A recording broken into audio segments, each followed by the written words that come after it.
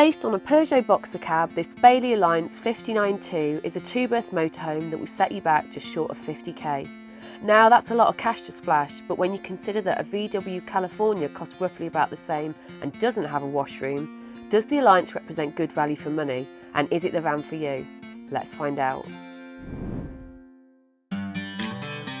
I'm taking the van away this weekend, going to Scarborough. I haven't been to Scarborough since I was a kid. I'm not really sure what the weather's going to be like, but who worries about that when they're driving one of these?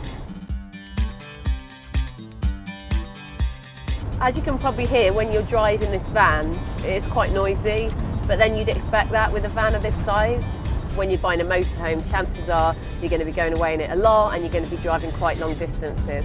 If you want some extra comfort, you can actually put down the armrest. There's two, one there and one there, so you can just sit back and chill out, which feels pretty nice and comfortable indeed.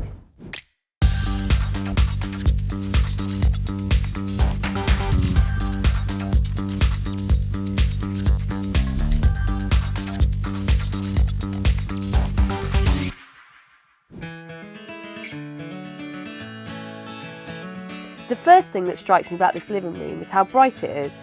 There's lots of windows and this massive skylight here is a feature in Bailey's motorhomes. It makes such a difference and really lets the maximum amount of light in. This is a great lounge area, perfect for relaxing when you're away on holiday. Now the upholstery isn't really to my taste, but you can bring your own blankets and cushions to add some personality. If you prefer sitting in an armchair, you can swivel the two front seats around and get comfy there. And Bailey have added some USB points here, allowing you to charge your phone or tablet. At the risk of sounding like a member of the cabin crew, I'd like to point out the overhead lockers. There's plenty of room to store all your bits and pieces, and the soft closing too. The kitchen is at the rear of the van, and I really like that you can look out of the window there while you prepare your meals. Now I say you because the chances of me making a meal while on holiday are rather slim indeed. If however you do, you've got a microwave, hob, oven and a pretty decent sized fridge freezer too. When you're ready to eat, there's a decent sized table, and unlike home, you can choose the view.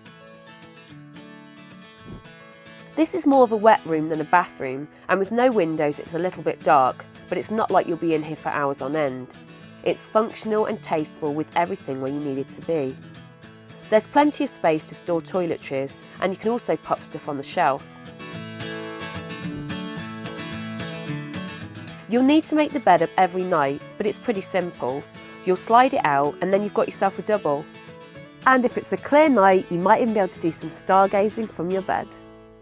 Aside from having the funds to buy this vehicle, you'll also need something else, and that's confidence. Confidence to drive a large vehicle. However, once you get used to it, you can just sit back and enjoy the drive.